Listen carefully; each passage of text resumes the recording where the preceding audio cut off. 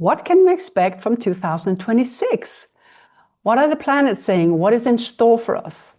And although there will be lots of astrologers on here who will have excellent forecasting on the transit, I am going to take another approach and share with you another predictive method that I discovered this year.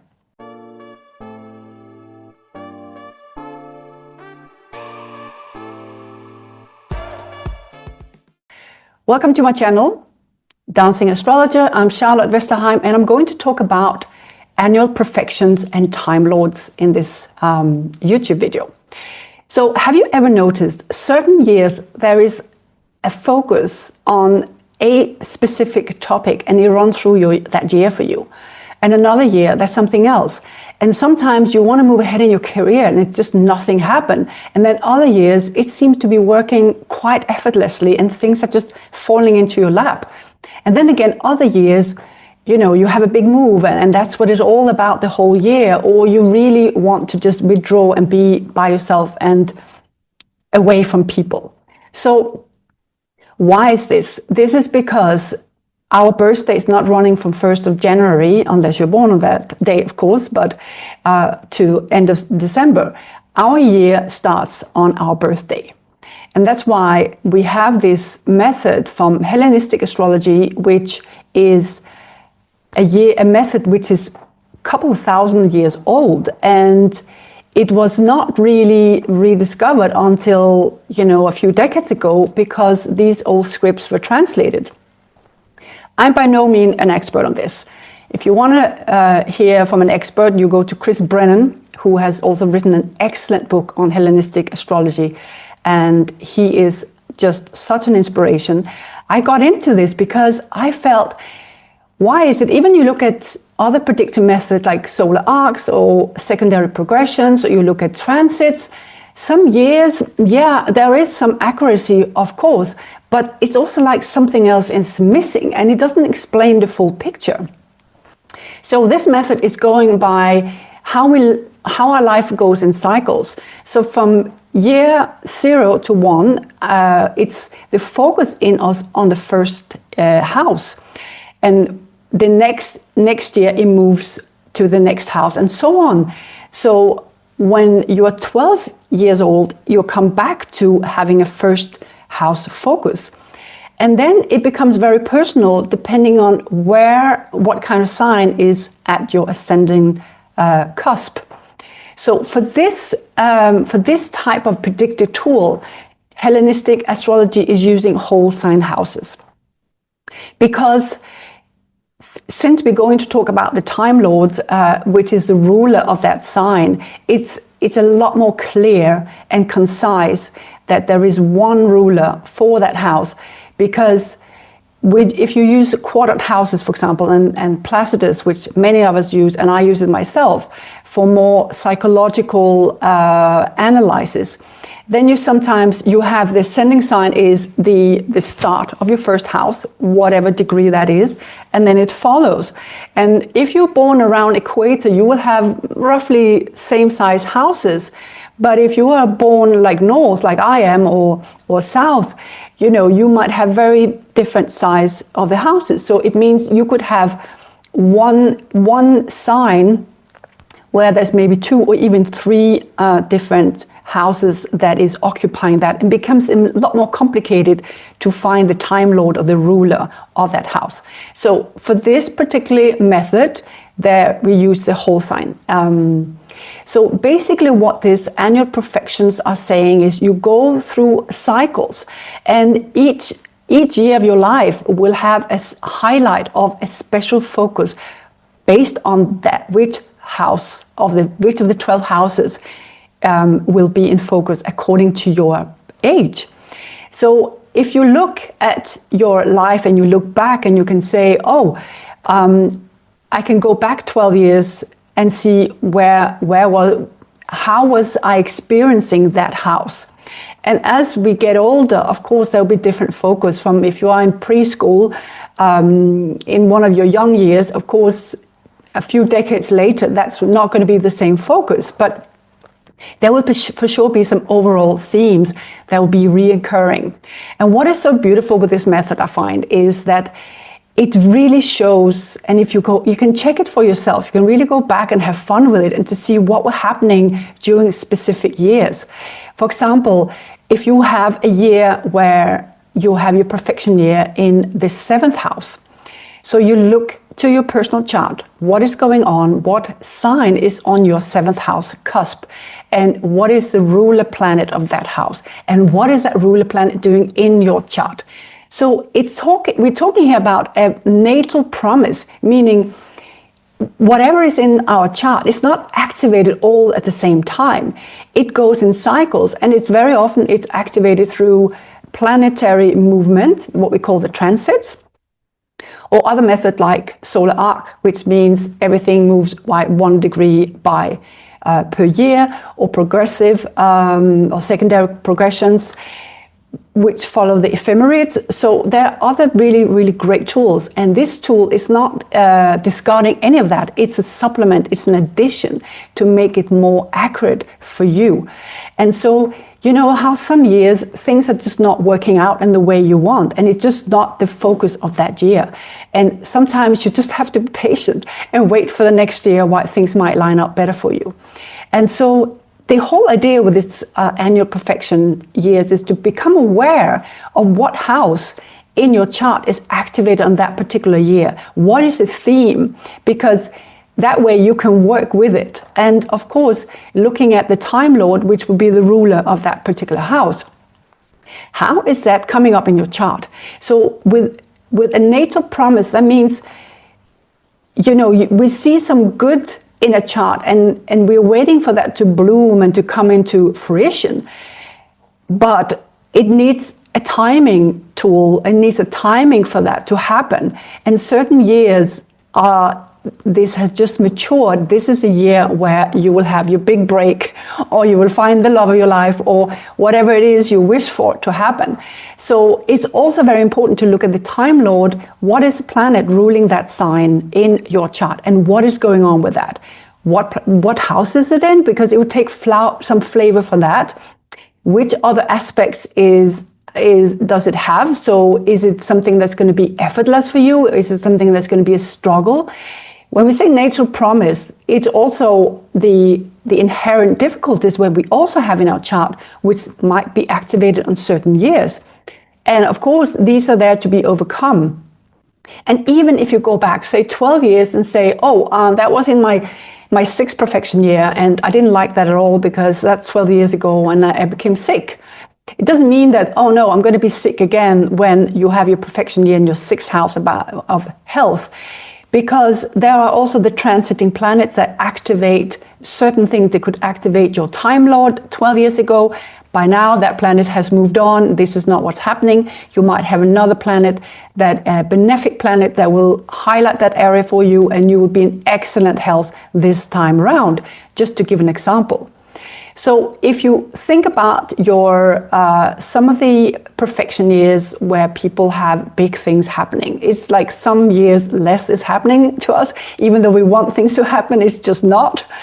But if you, for example, you have your perfection year on the 7th house, and this might be the year where a relationship that you started maybe, you know, when you have perfection year in the 5th house, which is more about romance, and it's starting a relationship, and then the 7th house, when you come to the 7th house, is moving more into make it more solid and long-term commitment, and it just suddenly can feel, I'm ready now to pop the question. I'm ready now to make that long-term commitment to my partner. And that I've seen it. It happens often when you have perfection year 7. So 7 is about relationship, and it's about marriage, but it's also about one-on-one relationships and partnership. For example, you might have a work partner, or you might have a business with somebody. So it's all those kind of one-on-one relationships that are in your life, and that's important in your life. So those relationships might be in focus. Now, let's say you have Capricorn on the 7th house. That means your Time Lord for that particular year is Saturn. So then you go and look, what is Saturn doing in your chart? In which house is it in? What is it aspecting? And you will get a flavor for what's going on. And then, of course, the big planet for you to watch that year is, of course, Saturn, the transiting Saturn. What is it doing? Because you would be more sensitive and more affected by that planet than other transiting planet. And this is my point. What I wanted to come across is these transiting planets, they do not affect us all the same way, because it really depends on where our perfection year is on that year. That would be the highlight. And anything that affects that house area or the Time Lord planet of that house area will greatly impact us more than, another transit, which will be so much more relevant to somebody else who has a relation with that planet that particular year. So it will be quite a natural thing for Capricorn, 7th house, when you have the perfection year in your 7th house, to feel I'm ready to make this more of a long-term commitment. That's a normal characteristics of Capricorn, is to build something that lasts. So let's say that but let's say that you have a 10 house perfection year. 10th house is more about your career and your visibility in the world.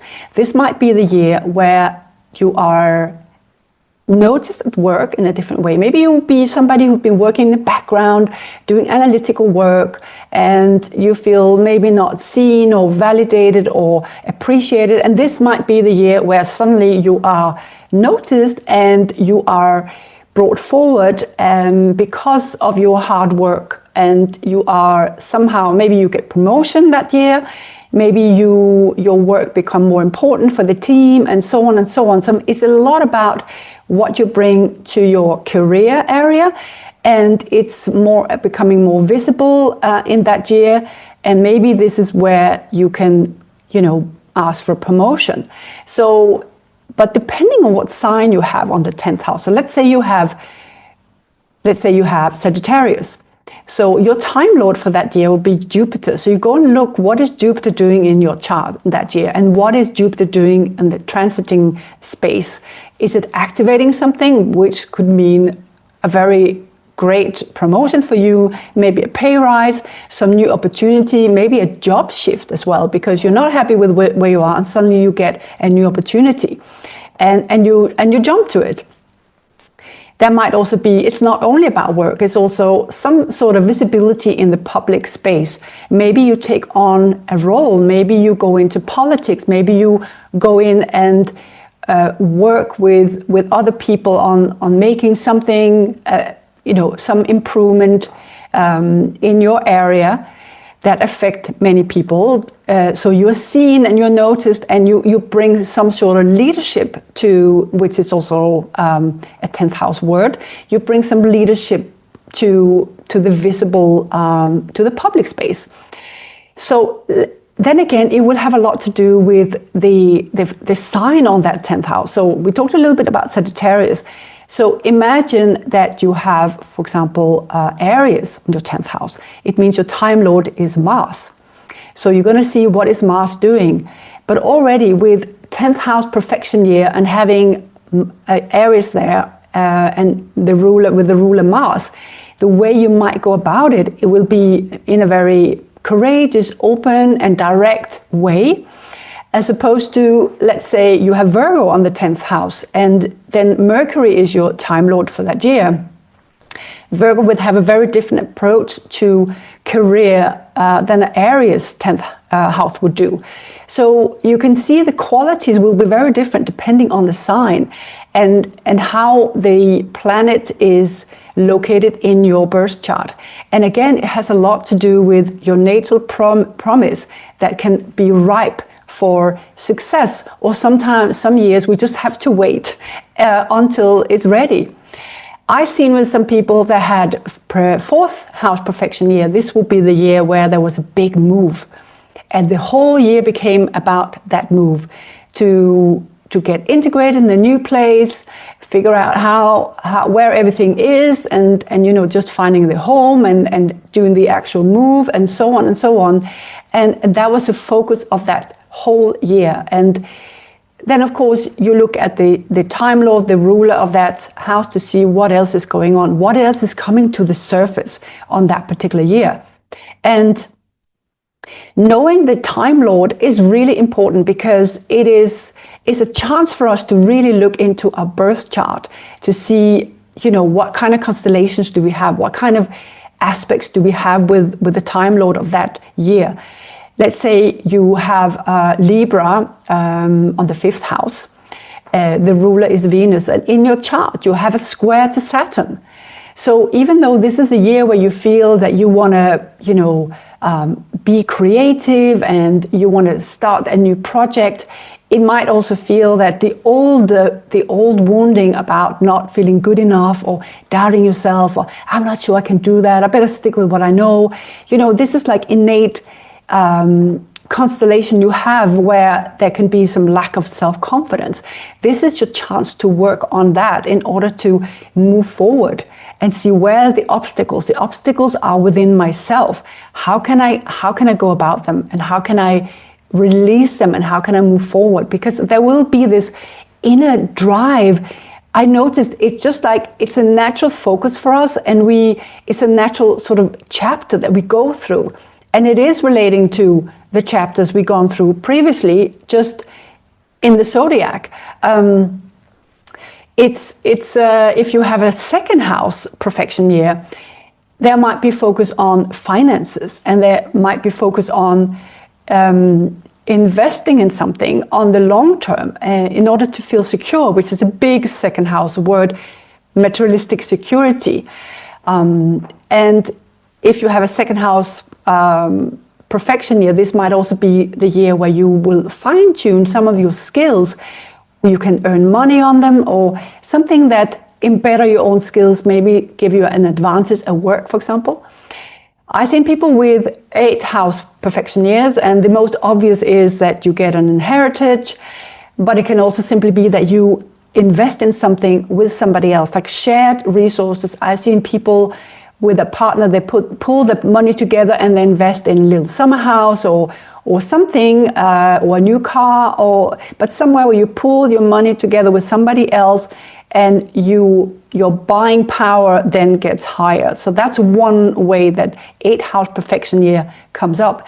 And if you are in an 8-year perfection year, that might be a good idea for you to look into certain investments. Depending on the sign, depending on what the Time Lord is doing, and depending on what kind of transits you're having, this might be a good year for you to invest in something new for the long term. So if you have a 9th house perfection year, I've seen with clients, this is the year of the big traveling. And suddenly you have this urge to go traveling and to experience new cultures, kind of open up your perspective, getting new ideas, and just new adventures. It can also be that in a 9th house perfection year, you start long-term studies, for example. I've seen that. And people, they feel that they have reached the limit at work, for example, and they know if they want to advance, they need to get into more education. If you have 11th house perfection year, that might be the year where you really get a lot of action around friends. It means maybe there's some shifting around in your friends group, and maybe you change your friends group. Maybe you go on courses with other people that you never met before, and in that way you get immersed into a new sort of friend group dynamic. It might also be that you have a great year on social media platforms, and if you are an 11-year perfection year, that might be a good idea, if that's what you're into, to get a head start with social media, with the social media platform. I've seen people starting businesses on social media, on those or online, just online, in fact, and during a year where they are in the 11th house perfection year. and with great success. So this is about timing things to your own advantage. So let's say you're thinking about a job move and you're in your 9th house. Maybe you wait to the next year where there's full focus. So maybe in the meantime, you study some more, maybe you travel, you prepare yourself in other ways for the big 10th house perfection year where things can take off in a different way and be much more to your advantage. Again, have to look at the sign and the Time Lord. And of course, we should never forget that we are still part of this whole dynamic planetary movements, and they do affect us.